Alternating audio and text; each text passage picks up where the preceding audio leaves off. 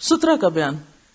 یہاں سترہ سے مراد وہ چیز ہے جسے نمازی اپنے آگے کھڑا کر کے نماز پڑھتا ہے تاکہ اس کے آگے سے گزرنے والا سترے کے آگے سے گزر جائے اور گناہگار نہ ہو.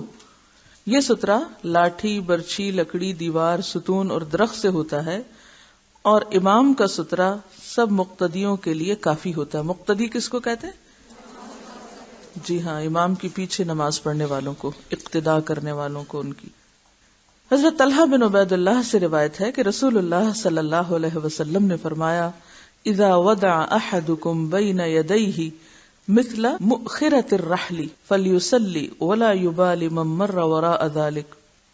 باب فعل سے، جب تمہارا ایک شخص اپنے سامنے پالان کی پچھلی لکڑی کے برابر کوئی چیز رکھ لے تو نماز جاری رکھے، اور جو کوئی اس کے سامنے سے گزرے اس کی پرواہ نہ کرے. اب یہاں یہ بتایا گیا کہ سترہ کتنا ہونا چاہیے، اور اس کو تشبیہ دی گئی پالان کی پچھلی لکڑی سے.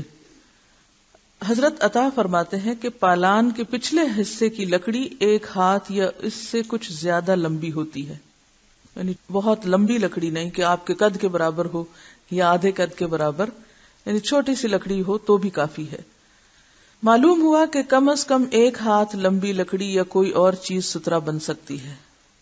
اب یہ لکڑی باریک بھی ہو سکتی، لوہے کی سلاخ بھی ہو سکتی، یعنی پتلی سے پتلی بھی ہو سکتی ہے، چوڑی بھی ہو سکتی ہے، تو تیر جیسی لکڑی جو ہے وہ بھی کافی ہو سکتی ہے. اچھا، ایک روایت میں آیا اگر کچھ نہ ہو تو لکیر کھینچ لے، لیکن یہ روایت ضعیف ہے. حضرت ابو جحیفہ رضی اللہ عنہ سے روایت ہے کہ رسول اللہ صلی اللہ علیہ وسلم نے بطحاء میں لوگوں کو نماز پڑھائی. نبی صلی اللہ علیہ وسلم کے سامنے ایک برچھی نصب تھی. آپ نے 2 رکعت ظہر کی نماز پڑھائی اور 2 رکعت عصر کی، یعنی جمع کی. اس وقت برچھی کی دوسری طرف عورتیں اور گدھے چلے جا رہے تھے. یہ اب عورتوں اور گدھوں کو اکٹھا کیوں کر دیا گیا ہے؟